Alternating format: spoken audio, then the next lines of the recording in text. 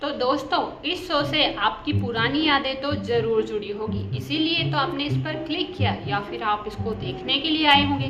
तो आप इसकी कुछ रील, फनी या फिर जैसी भी हो, हम उसके साथ रिएक्शन देने वाले हैं। तो हम साथ में रिएक्शन देंगे, तो वीडियो को सबसे पहले एंड तक देखना। वीडियो को लाइक नहीं किया तो सबसे पहले लाइक कर लेना। मैं पहली रील स्क्रॉल कर रही हूँ, तो आप भी मेरे साथ देखो, मुझे भी मजा आएगा और आपको भी। मेरी गोपी बहू इस तरह की गलतियां कभी नहीं कर सकती, कभी नहीं। कोकिला, बहुत हो गया। क्यों मेरी बहू पर उंगलियां उठा रही हो?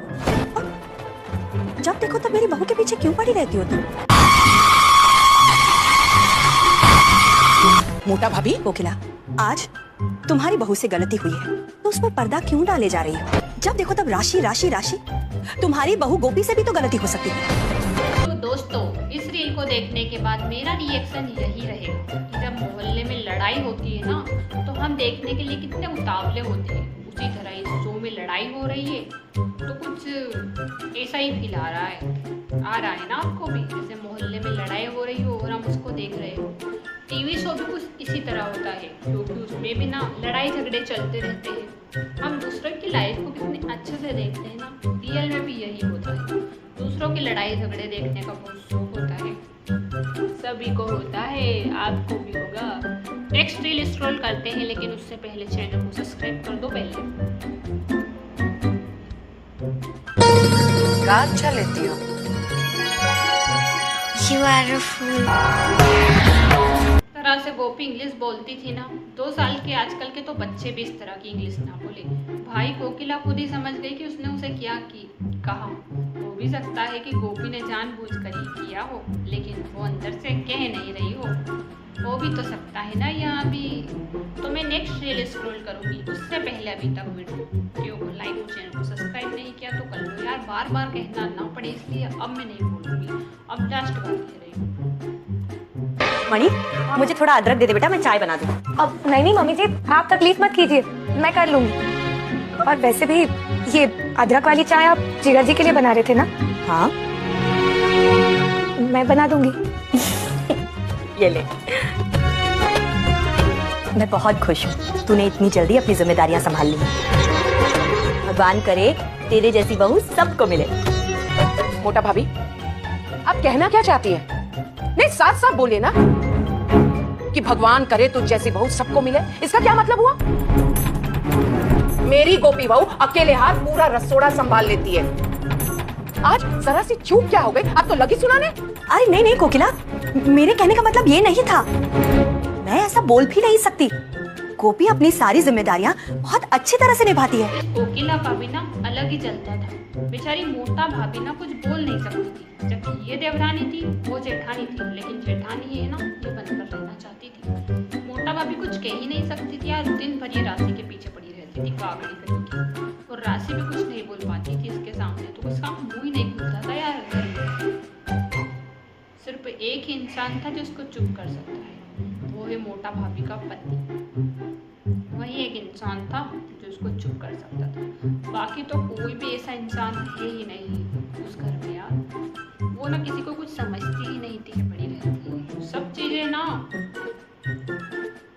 इसकी देवरानी जो है मोटा भाभी, वो सहन करती थी, लेकिन एक दिन मोटा भाभी को पता लग ही गया कि वो राशि के पीछे हाथ धोकर पड़ी, तो फिर उसको ना कोकिला को कहना ही पड़ा।